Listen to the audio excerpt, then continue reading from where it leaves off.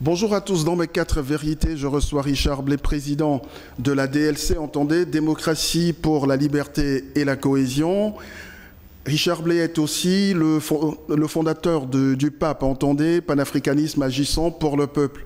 Vous êtes également expert en développement et coopération internationale. Bonjour et merci d'avoir accepté notre invitation. C'est moi qui vous dis merci. Alors, vous avez fait de la cohésion sociale l'un des axes principaux de la création même de votre parti politique, de par votre formation et surtout de par votre expérience professionnelle. Je dois rappeler que vous avez beaucoup travaillé dans les institutions des Nations Unies. Est-ce que vous pensez aujourd'hui que c'est le meilleur créneau pour mettre en avant l'action politique, je veux dire la cohésion sociale?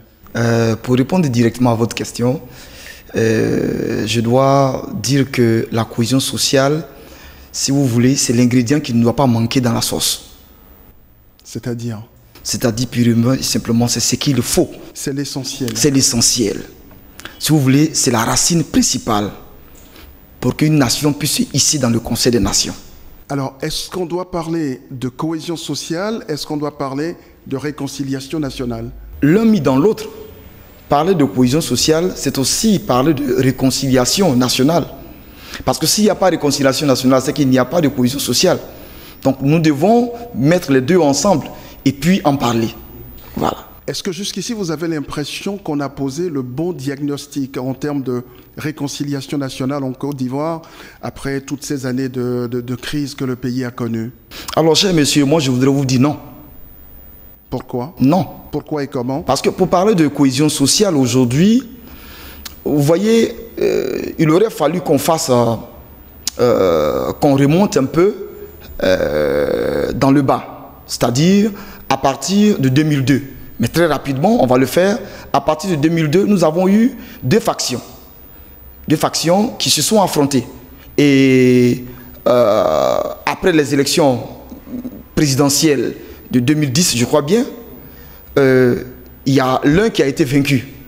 Nous ne dirons pas de nom, mais l'un a été vaincu. Et puis, celui qui a été vaincu se retrouve carrément à la CPI. Il aurait fallu, si, tel que votre émission le dit, c'est les 4 vérités, il aurait fallu que celui-là n'aille pas à la CPI pour que la réconciliation soit vraie. Mais en même temps, de l'autre côté, il y a des victimes. Oui, il y a des victimes, mais il y a des victimes des deux côtés. Il y a des victimes de deux côtés. Ne dit-on pas que la racine de l'arbre est la seule à savoir là où épuise la nourriture pour le tronc, les branches et les feuilles de l'arbre? Que devrait-on faire alors? Ce qu'on devait faire en termes de diagnostic.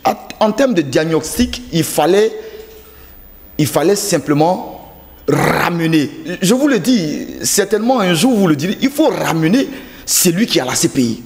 Pourquoi? Parce que c'est quelqu'un en qui plus de la moitié, sinon pour dire la moitié du peuple se reconnaît.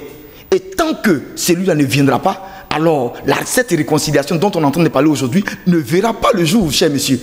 Il faut qu'on se dise la vérité. Il faut qu'on se dise la vérité. C'est pas parce qu'aujourd'hui je suis président d'un parti politique que je vais me voiler la face. Pour vous, c'est une certitude. C'est une certitude, cher monsieur. C'est la condition sine qua non. C'est la condition sine qua non. Il le faut pour que le peuple qui se met en marge de cette réconciliation revienne. Est-ce que la question de la réconciliation en Côte d'Ivoire, c'est pas beaucoup plus politique que sociale? Mais justement, il faut que cette réconciliation arrête d'être politique. Il faut qu'elle arrête d'être politique. C'est ce qui embête un peu les Ivoiriens. Mais quand vous voyez quand même dans les quartiers, les gens vivent en parfaite harmonie. Quand vous dites les gens vivent en parfaite harmonie, j'ai envie de dire, c'est... Je suis naïf. Non, vous n'êtes pas naïf, je n'irai pas jusque-là. Mais j'ai envie de me poser la question de savoir... Dans quel pays je suis? Voilà. C'est-à-dire, où êtes-vous? Dans quel quartier êtes-vous véritablement? C'est ça. C'est la question que moi je me pose. Où êtes-vous? Parce qu'aujourd'hui, je vous dis, il y a des mariages qui se sont cassés. Le monsieur est sénoufo, la femme est bêtée. Et les parents de la femme refusent que cette dernière aille avec un sénoufo. Pourquoi? Parce qu'il y a des choses qui sont dites. Le problème, il est profond, cher monsieur. Et c'est lié à la politique? C'est lié à la politique. C'est vraiment lié à la politique. Le problème, il est profond. Alors, le problème, il est profond. Comment le résout-on maintenant? C'est ce que je vous ai dit et je leur ai dit. Faites sortir les prisonniers politiques. Faites venir Laurent Gbagbo. Il saura ce qu'il va dire à son peuple. Souvenez-vous que sous Félix Houphouët-Boigny, il n'y a jamais eu ce qui se passe aujourd'hui en Côte d'Ivoire. Prendre un Ivoirien et l'envoyer en exil ou bien en prison à l'extérieur. Non. Même Laurent Gbagbo qui était le farouche opposant de Félix Houphouët-Boigny, il est revenu en Côte d'Ivoire. Mais le pouvoir fait également ses efforts pour ramener des Ivoiriens en exil. Oh. Alors, vous ne pouvez quand même pas balayer cela du revers de la main. Je ne balaye pas ça du revers de la main, mais écoutez, je vais vous dire une chose. Lorsque le père qui s'occupe de tout ce qu'il y a comme besoin à la maison est quelque part d'autre, et que vous prenez le fils qui ne peut rien faire dans la famille, vous le prenez, vous le ramenez là à la maison, vous n'avez rien fait. Vous comprenez ce que je veux dire? Donc vous liez aujourd'hui la problématique de la réconciliation nationale à la libération du président Laurent Gbagbo. Je vous le répète, cher monsieur, ce n'est pas parce que je suis président d'un parti politique que je vais me voiler la face. Alors, je dis que c'est ce qui est la réalité. Alors maintenant, il est à La Haye. Qu'est-ce que la CPI devrait faire? Que la CPI libère le président Laurent Gbagbo alors qu'il y a un procès qui est en cours, qu'il y a des victimes également qui ont porté plainte et que jusque-là, on ne sait pas encore quelle sera la décision. Alors, cher monsieur, il faut que la justice soit complète. Il faut alors que la justice soit complète. Mais elle est en train de se faire. Parce que la justice est à une seule vitesse là. Il faut qu'elle soit aussi à deux vitesses. C'est-à-dire, purement simplement que lorsqu'on envoie Laurent Gbagbo et les partisans de Laurent Gbagbo en prison, il faut aussi que le pouvoir en place donne aussi ceux qui ont commis des crimes. Alors, quand vous avez quelqu'un comme Guillaume Soro, oui, le président de l'Assemblée nationale, oui, qui depuis, depuis plusieurs mois, demande à ce que, voilà, il y ait la réconciliation, qu'elle soit totale, qu'on oublie tout ce qui s'est passé pour partir sur de nouvelles bases. Comment vous percevez ce discours-là? Cher monsieur, excusez-moi, je suis purement africain. Est-ce que vous pensez que si aujourd'hui vous êtes au champ et que vous vous amputez le doigt et que pendant que le sang coule, quelqu'un vient vous dire « Mais pourquoi est-ce que tu pleures ?» Est-ce que vous pensez que celui-là vous aime? Mais il faut bien pleurer. Il faut bien pleurer. Le sang continue de couler.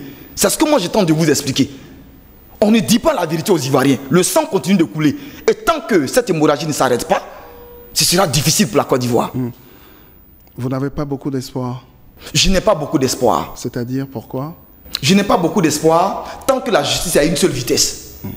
On va parler de développement local, mais là, on situe le débat sur le plan africain. Vous êtes également le fondateur du panafricanisme agissant pour le peuple. Pensez-vous qu'aujourd'hui, les pays africains ont bien pensé, bien posé la question du développement local? Beaucoup reste à faire. Beaucoup reste à faire. En 2-3 mots, qu'est-ce qui reste à faire? Ce qui reste à faire, d'abord au niveau social. Au niveau social, il faudrait, parce que l'Afrique est, j'ai envie de dire, à 95% rurale. Il faut s'occuper véritablement de nos zones rurales. Par exemple. En faisant quoi, concrètement? Par exemple, l'accès à l'électricité. 1. L'accès à l'eau potable. 2. Et l'accès aux soins. 3. Qu'est-ce que vous faites des routes? J'en viens. 4, nous avons aussi les infrastructures, c'est-à-dire au niveau des routes. Parce qu'aujourd'hui, il est difficile de faire sortir même des produits de nos zones, c'est-à-dire de nos villages à la ville. Ce qui fait qu'il y a des produits qui pourrissent carrément dans nos campements et autres. C'est aussi difficile. Donc, ça rend un peu la population pauvre. Et c'est ce qui n'est pas bon.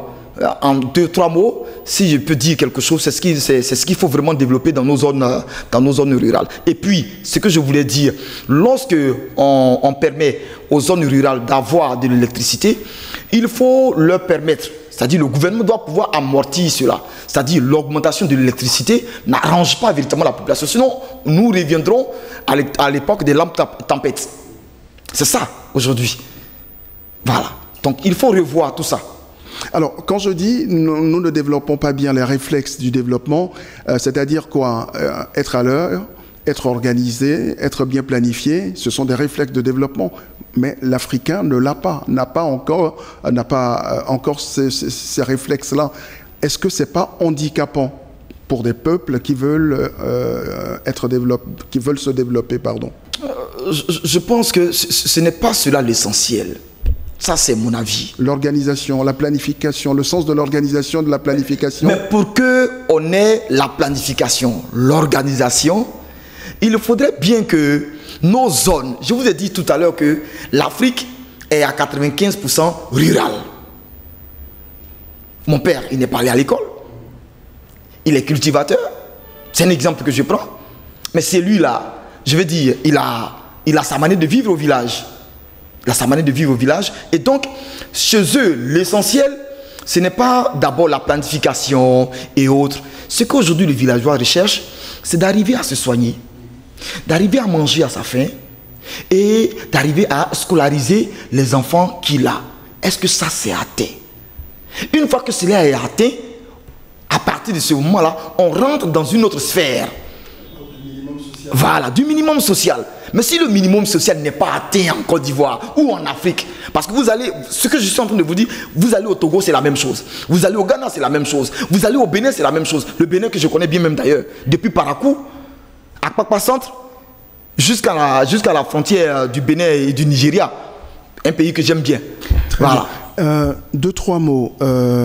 Est-ce que votre parti participera aux élections locales? Non. Pourquoi? Je préfère vous dire la vérité, non. Parce que chez nous, un parti politique, ce n'est pas de courir dans les élections. Non. Mais comment vous faites connaître, comment vous aurez auprès de vos populations cette légitimité-là? Regardez, monsieur, cher monsieur, lorsque vous vous déplacez, vous quittez Abidjan et que le week-end, par exemple, pendant 2 jours ou 3 jours, vous êtes auprès des peuples, vous allez leur rendre visite, vous leur parlez. C'est ça. Le peuple africain n'a pas véritablement besoin que des gens viennent en fanfare. Non, mais il faut les respecter. Il faut les respecter. Il faut leur dire que c'est à partir d'eux que vous, là, vous avez le pouvoir. Mais ce n'est pas à partir de vous qu'eux, ils ont le pouvoir. Mais comment vous allez parler au nom de ces gens quand vous n'êtes pas dans des institutions qui vous permettent après de défendre leurs intérêts? Cela vient, mais non seulement nous organisons des meetings. Et pour vous dire la vérité, nous avons bientôt un meeting, un giga meeting que nous allons organiser à Dabou. Il faut voter des lois, il faut prendre des textes pour faire avancer leur quotidien. La vie politique, c'est étape par étape. Donc vous n'êtes pas prêt. Voilà. Vous n'êtes pas prêt. Pas qu'on n'est pas prêt, mais nous avons fait un choix d'abord. Le choix, c'est plus nous rapprocher de notre peuple. Et ce choix va durer combien de temps?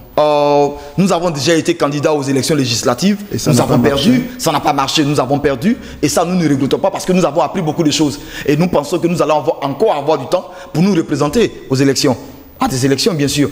Et que cela ne soit pas pour vous une surprise. 2020 nous dira beaucoup de choses. C'est-à-dire, vous serez candidat? Ce n'est pas à épargner. Je vous remercie. Richard Blais, merci et bonne journée. Merci à vous aussi. C'est moi qui vous remercie.